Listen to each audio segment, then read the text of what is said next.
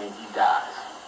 It all depends on where your consciousness is, or what type of death you have. There could be a painful death, and then there could be a death where, for instance, somebody can get knocked outside of their body so fast until they don't know they're dead, and will go home and knock on the door and nobody answers. About like what happened in the movie Ghost. You remember what's your boy in there? Patrick Swayze.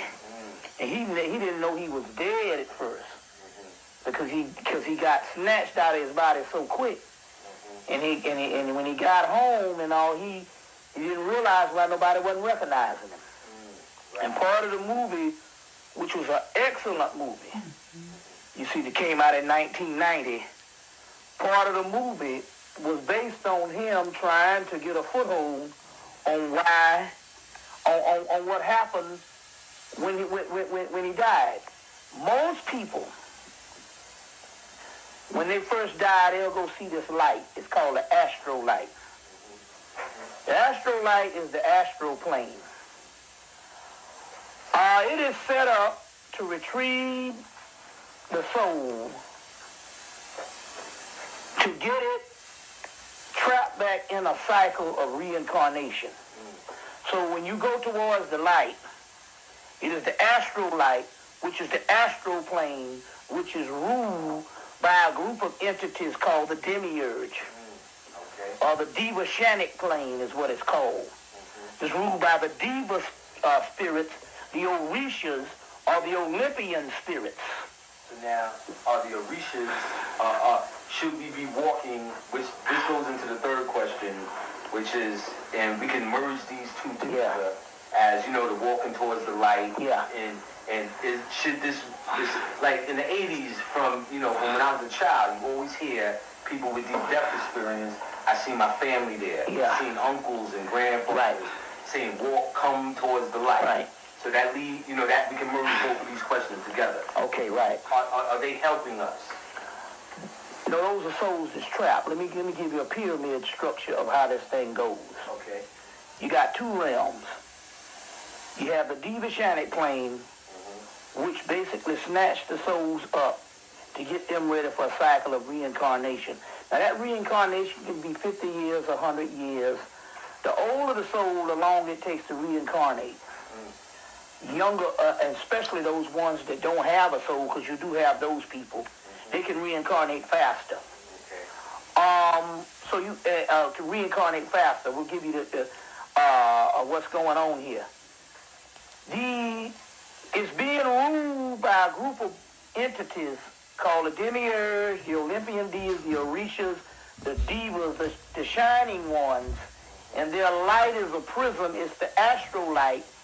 And in so many words, they get you into this cycle of reincarnation, or what I would like to say, reincarceration. Doing time on planet Earth, reincarceration. I see. You see what I'm saying? This is the lowest plane. No one really needs to really be here or wants to be here that's got good sense, other than when you take on a human body. You are duped into being here because the first thing happens, which is so bad about it, is if you came back as an adult, you would understand the game. Hey, wait a minute. I'm doing this shit over and over and over again. That's why they snatch you back into a small brain of a baby, which means that small brain is almost like a piece of oblivion. It's so dumb until it has to regain memory. And although it's regaining memory, and it has certain elements of the previous life, as it gets more and more molded into the life that it is now incarnated in, that life basically diminishes or extinguishes the life prior to it. So the brain is developed to, number one, tap into, number one, coincide with the life that it is reincarnated into, and give data and to basically notice the world that is encased in, but it's also developed to somehow suppress the previous life, which is only in the memory of the soul, which the connection of that soul is the pineal gland, the brain up under the brain. Okay. So in so many words, all this is a cosmic trick by a group of entities that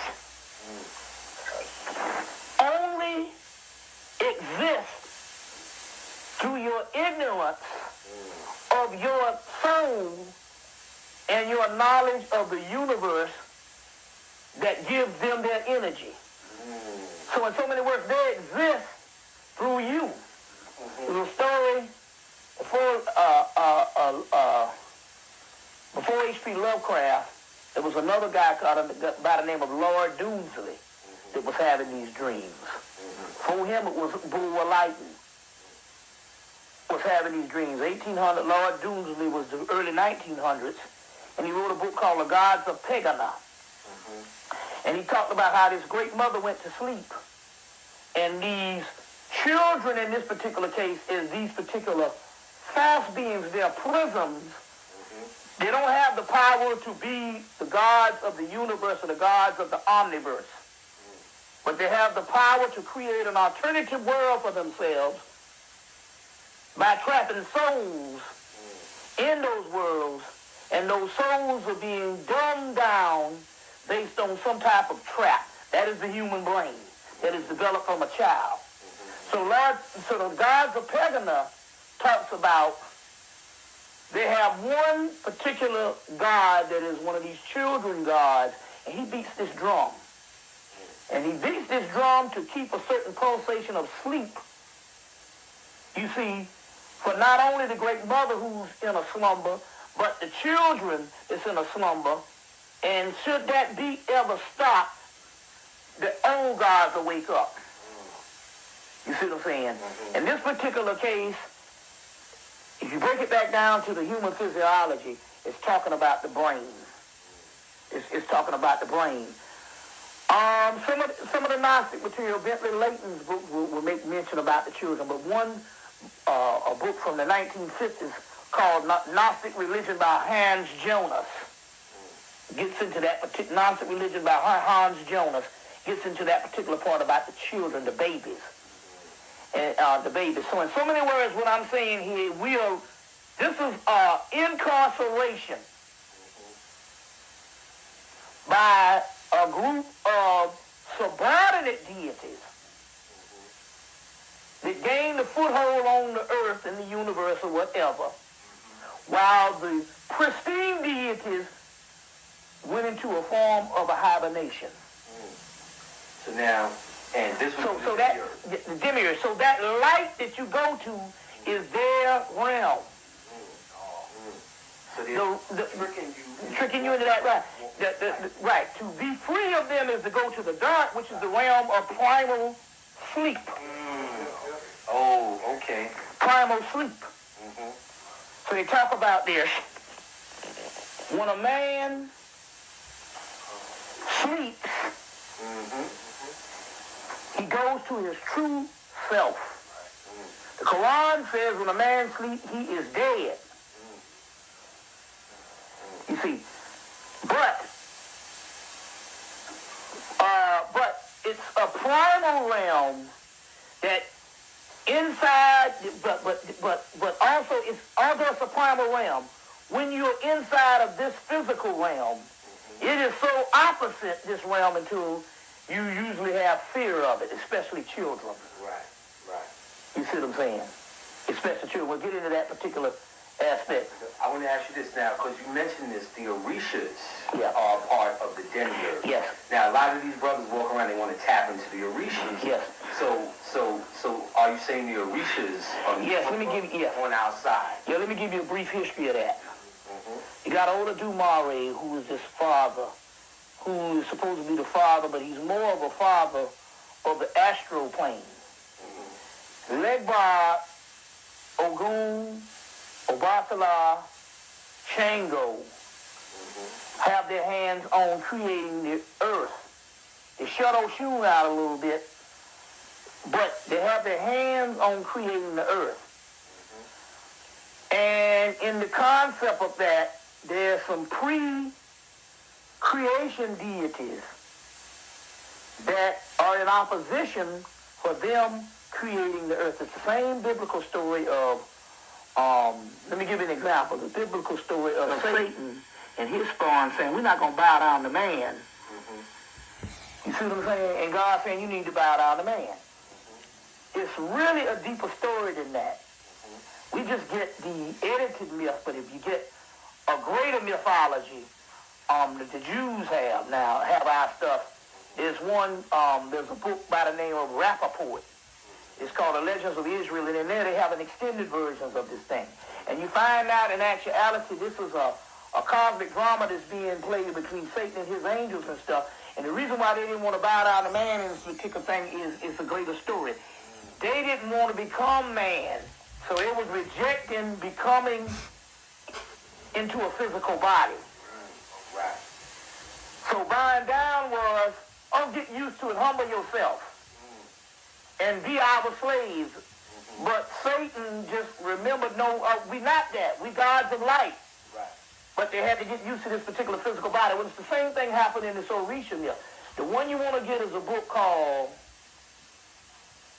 Good and Evil. That's the name of this thing. It's called Good and Evil in Europe or something. I've said it on some other thing. It's a book by a guy that's dead now by the name of Margie. And in there they talk about this struggle between these gods that don't want to be in the human form, and they go to battle with Elegbar and his crew who created this particular earth for them to be into. And as a result, Elegbar and them ultimately wins. It's the same story, which makes Elegbar and them these demiurge type characters. They are Olympian deities. So if you want to get a better clarity, you compare this with the Titan story, or the Titans not wanting to be cast down, but Zeus strikes them with an arrow and burn them up and then use their ashes to make man. You see what I'm saying? Those Titans are pristine deities that rule the universe prior to the younger group of deities who are subordinate deities that want to create this box job wonder world for themselves by using the older material to trap them down in this thing. So it's the same thing, it's the same demiurge material. I would say so there's several myths, but one of them would be the Titan myth. You see, one would be the Gnostic myth and all, and even the Egyptian myth in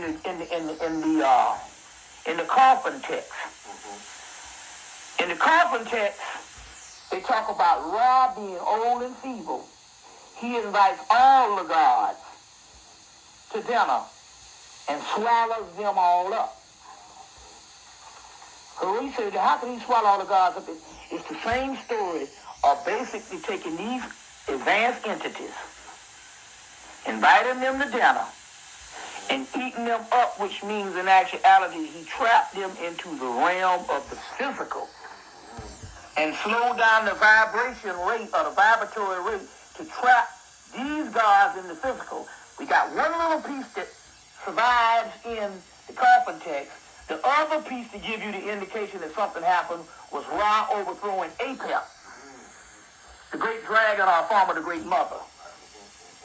But then again, you have the pre-dynastic mythology going up into Babylon and surviving where Marduk defeats Tiamat, the great dragon or the great mother, and used her blood to make the earth, her husband's blood, Kingu, to make humans.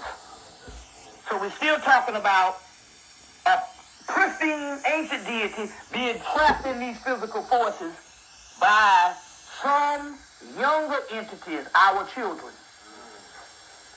You see what I'm saying? Our particular children. Going back into, because all this stuff coincides. You got to know about the demiurge and know about this death and know why we're trapped and know what happens after you die in the pitfalls. Right. And so it's the same story. In East India, there are the Asuras, these pristine deities that are more superior than the Devas. But the Devas somehow trick the Asuras to lose their foothold on the earth and turn them into demons afterwards. Well, what is it turning into a demon? The turning into the demon is basically being trapped in a physical body. There's no difference between the word demon and human. You see what I'm saying? Right.